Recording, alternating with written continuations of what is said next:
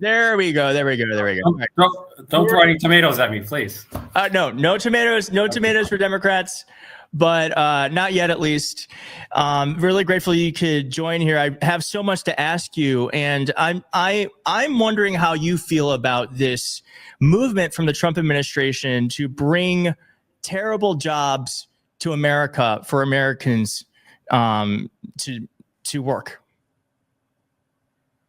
Look, I'm all in favor of every member of the Trump administration resigning.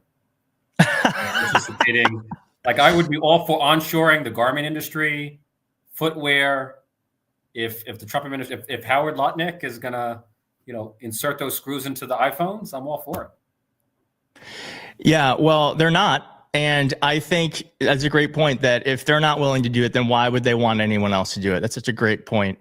How are you, the market has crashed repeatedly for the past 4 days, is it now? Or whenever, since maybe it's been a week.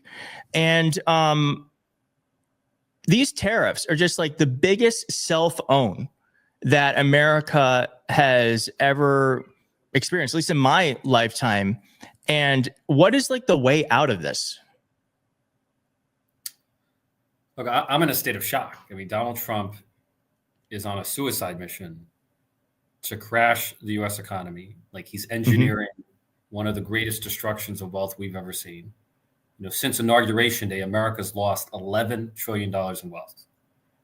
And in the 48 hours following Liberation Day, we lost $6.6 trillion within 2 days. And again, if President Biden had, raised the highest tariffs in more than a century and raised the highest taxes in more than half a century, Republicans would be in open revolt.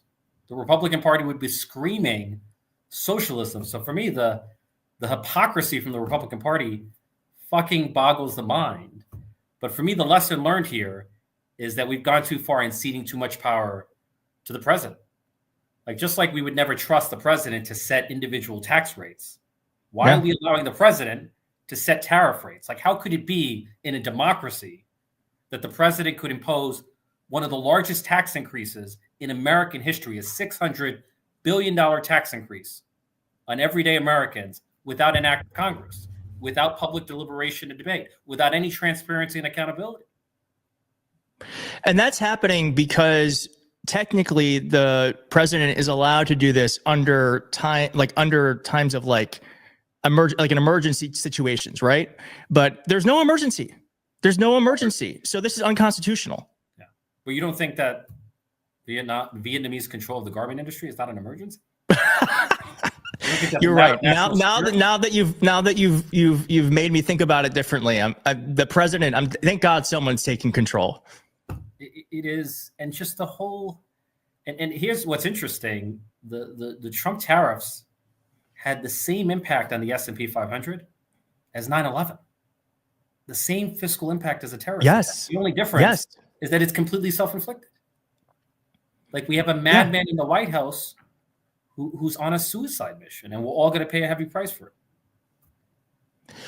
And so, is there a way out of this, or do we just have to win in the midterms, and in the meantime, this is just life as we know it? Or the Republicans, I suppose, could get a backbone, but I think as well as I do, that will never happen. There was a political observer who once described the New York City Council, when it was a street renaming body, as worse than a rubber stamp, because at least a rubber stamp leaves an impression. The Republican Congress is worse than a rubber stamp, because at least a rubber stamp leaves an impression. And what we need is to win back the House in 2026, make Hakeem Jeffries the first Black speaker in American history, because Donald Trump is eviscerating our country. Eviscerating our democracy. Second Chance Chuck has a good question following up on this. And why have Democrats not been able to pull more Republicans to the side of democracy? I'll just say, there's only so much we can do. But I would love your take on what with Republicans, especially in the House. Look, we no longer have a traditional two-party system. Like, the Democratic Party is a coalition, whereas the Republican Party has become a cult of personality around Donald Trump. It's a religion. and your rank and file Republican in the House lives in fear, has the fear of God of Donald Trump. Like Donald Trump is to Republicanism what Jesus Christ is to Christianity. I mean, the MAGA movement is a cult. And if Donald Trump endorses against you as a Republican in a Republican primary, you will almost certainly lose. And that's the fear that has led to absolute obedience to Donald Trump. And, I don't know if you know the statistic. I think it's shocking. I say it whenever I have the opportunity. 60% of the House Republicans were elected after 2016. So it is a completely subservient Republican Party to Donald Trump. We do have one clip here that I want to play. You posted this. You posted this a couple of weeks ago, and it's her name escapes me. She's the rep from Ukraine. She was. Let's play this. Clip. Yeah. Hussein, we got that?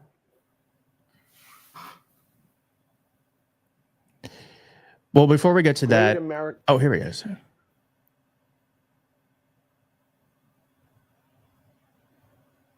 Okay, we don't have it, but what she's saying is that basically that if you commit a crime, you don't get due process.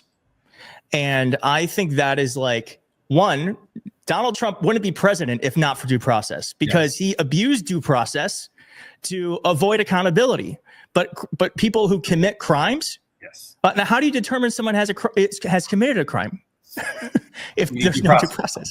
Yeah, it is, for me, of everything Donald Trump has done, like nothing is worse than the frontal assault on due process. He deported a gay barber to a torture chamber in El Salvador. I'm so upset about this. Without notifying his attorney, without providing with an opportunity to contest the allegations in court, without an order from a judge authorizing the deportation. It was a complete disregard for due process. And what I would tell people, this not only affects non-citizens, it affects all of us. Yes. Because Donald Trump is creating a world where the federal government can classify you as a non-citizen gang member, abduct you in the dead of night, and then render you to a foreign government, to a torture chamber in El Salvador. Where they're now fighting. They're fighting. They don't even want to bring them back. They're saying we don't want. They're actively fighting bringing back people who were wrongly put there. For me, it's it's not an accident that there are more provisions in the Bill of Rights protecting due process, protecting the rights of the accused, than any other right. And if you were to ask me, of all the rights that I enjoy as an American in the Bill of Rights, freedom of religion, freedom of speech, freedom of petition, none matters more to me than due process, because that is the foundation on which everything else is built. I'm just going to share this real fast. You're going to love this. Lovely Satin does not know this is Rep. Ritchie Torres. This is Rep. Ritchie Torres from the Bronx. But she says, I feel like I'm watching Trevor Noah and Obama in one man. Wow. Well, I have a funny, back in 2016, I was on the street and someone asked for my autograph. And, I was only a council member at the time, so nothing is more flattering than to have someone ask for your autograph. And then she said, wait a minute, you're not Trevor Noah. At which point she had no interest in you kind of do look like him, actually. Yeah. All right. Well, thanks for joining. I just want to say one thing I love about the Democratic Party is that we are a big, beautiful coalition of so many shades of blue, And I want to invite all the colors of blue on this show. And so I just want to say thank you for your activism. Thank you for showing up today. And thank you for being so smart and funny, because we need smart and funny Democrats doing interviews and online. And I think you have just such a great way about you that you don't take yourself too seriously.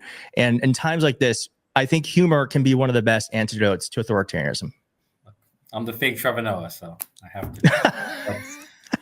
But and thank you for everything you do, because I think you're sending a powerful message that we as Democrats cannot cede the world of alternative media to the Republicans. We have to own it. Thank you. Yes, that is the goal. That is the goal. So thanks for helping making this bigger, and I'll see you soon. Take care. Bye.